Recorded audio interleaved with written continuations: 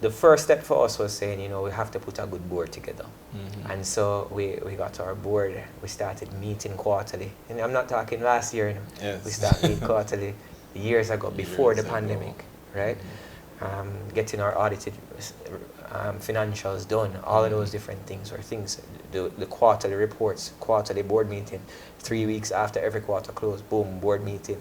And having that rhythm was something that's very important for us during that stage as we were growing. As we talked about last time, 80% year-over-year growth rate, right? And so historically, we've seen the benefit of that already, having that in place. And it was some of our board members actually, as we were meeting, and saying, you know, you guys actually are doing a lot of the work already, you know, and so consider it, because we said it's a possibility, but we weren't committed to doing it. But as we saw how we had ourselves organized in terms of from, you know, our financials, and also just our governance and our rhythms in terms of our governance rhythms, essentially, you know, our board started to really encourage us, guys, you're more organized than some companies right at the door. This is years ago, you know. And they said, you guys should consider it. And we started to think about it from there. But it's not new for us then. It's something that we have been doing. And it's something that we continue to benefit from. We don't just do it because it's the right thing to do.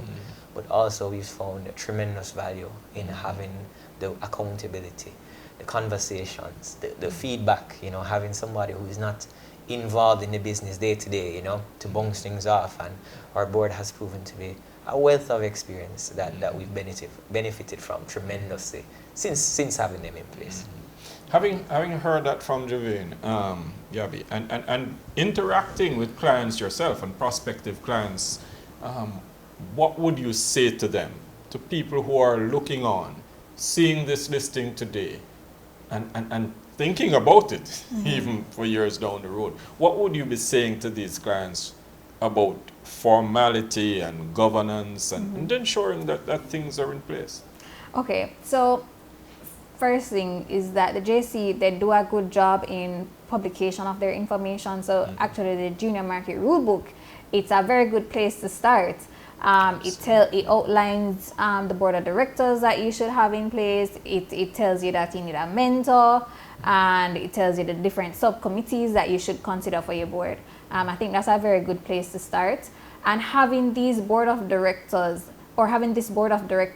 these directors, typically you choose people with experience, and experience not necessarily in your field, but in other necessary fields, like legal field, finance field, etc. So they're bringing some other value to the table. Exactly. So I would say seek out these persons. You have many persons who are willing to, you know, advise you in your company if they see fit, if they see that your company is, you know, fit with them. Right. So I would say start there. You can look through the Junior Market Rule. All you have to do is Google it. It's there for them to see. And you can also reach out to a financial partner that you are comfortable with at this point in time. For example, you can come to Barita and you say, you know, you have this company, it's doing well, but you think you want to take it to the next step. What exactly do you need to prepare for the junior market? And we'll be more than happy to guide you. Absolutely. I was listening for that part, you know. You can choose a financial partner, and I said, wait, you're leaving out there. Never. Yeah, and let me just take a moment to just speak up Barita as well. You know, they've been an awesome partner for us. I mean, last year, you guys, you know, if you look on it, they funded a transaction for us to buy a company that was bigger than us.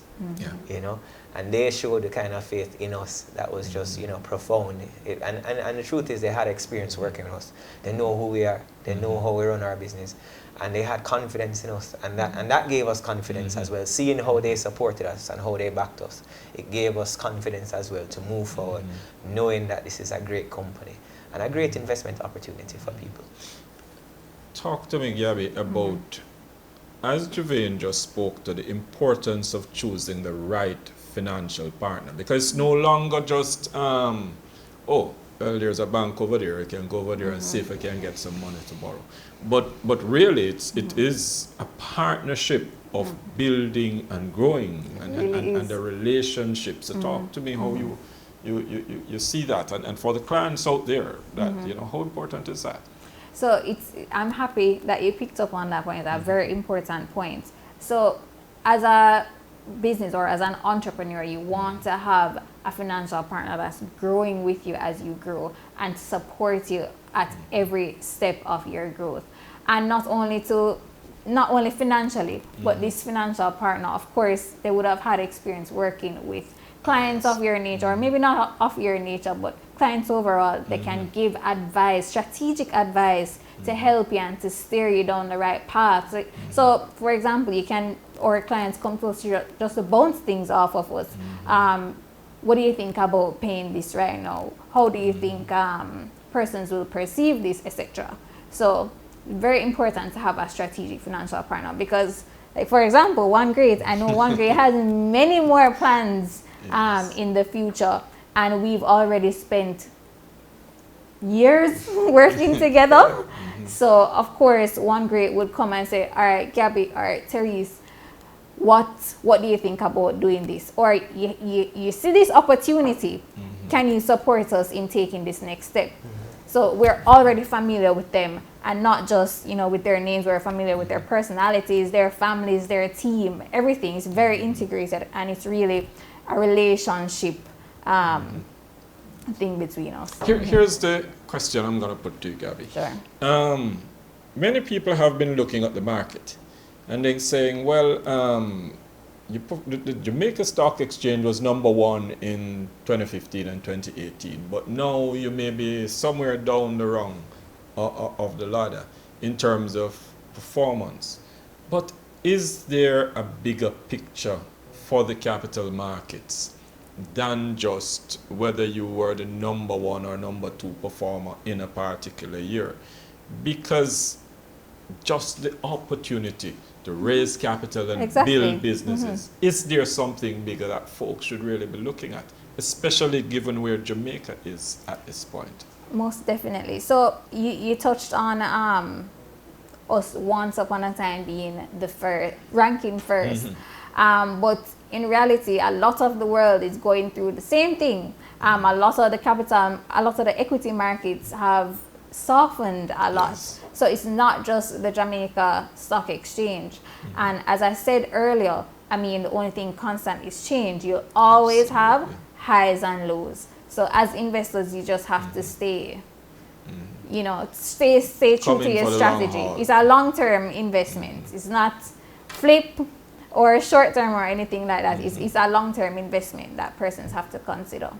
And as you said before, it's not just ranking. It's giving small businesses or small to medium businesses real opportunity to grow.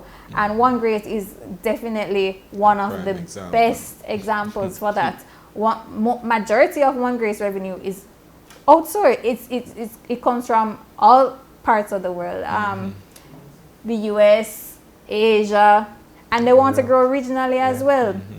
So majority of their revenue streams comes from outside of Jamaica, and that's spectacular. And one other thing about One Great that persons have to realize, that the junior market presents such a good opportunity for them. They're an exporter, and being an exporter now, they can even they can branch out even more, essentially. And you want Jamaica to start to be that place where persons we're already starting on that path, but you want it to be more prominent. And them doing that for us, I think that's a very big thing for Jamaica. So other entrepreneurs should also look at that as a prime example of what listing on the junior market can do for you. I like the fact that Gabby touched on exports, because a part of the conversation, and it's even gotten more urgent recently, is that in order to grow, we have to look at markets that are bigger than ourselves. We are 3 million people here. There's the diaspora and so on, and there's even a diaspora of the diaspora, because there are Jamaicans who've never been to Jamaica. How important is that export component? And when you look at your growth path, how much of it is going to be in that export market? I think one of the things to realize is that historically, we've been a company that earned more money outside of Jamaica than inside of Jamaica. we had a window, maybe 2 years, where that shifted and we were earning more money in Jamaica than outside of Jamaica. And as of last year, we're right back to that place with upwards of 60% of our revenue coming from outside of Jamaica. And we expect that that will be even higher as we release results in the future, right? And so exports is big to us. We think Jamaica is uniquely positioned to be an exporter of services. You look at the call centers, you look at businesses like that, a lot of them aren't Jamaican owned, but they export in services. Yes. We want to see more Jamaican businesses, Jamaican owned businesses, exporting services. And we think that's a part of how the economy can grow, as you're saying. You know, we don't have to all stay within the borders. Like, you know, just like how we import revenue through tourism and stuff like that, we can import income, of course, through our exports, essentially, right? And 1GS is a company that is committed to growing our exports, and that's what the core of our business is right now, and we expect that to continue to be the same way as we move forward, essentially. All right, very sorry. Talk to me about, as we're talking about growing and looking at the international connections, regional connections, the Jamaican capital markets, by and large, are leading in the region. We've seen some of our local brokers expanding through the region and so on. Talk to me about Barita and your plans for expansion throughout the capital markets locally and internationally. All right, so as it relates to Barita's capital market, or Barita's actual investment banking team, it started in December 2018. And since then, you've seen it, we've raised a significant amount of money for not only ourselves, but our clients. And you know that we cross-listed Massey as well. Yes. So I can't speak specifically to our plans, can't give away all the secrets, but I can definitely tell you to look out for a lot more things coming from Barita.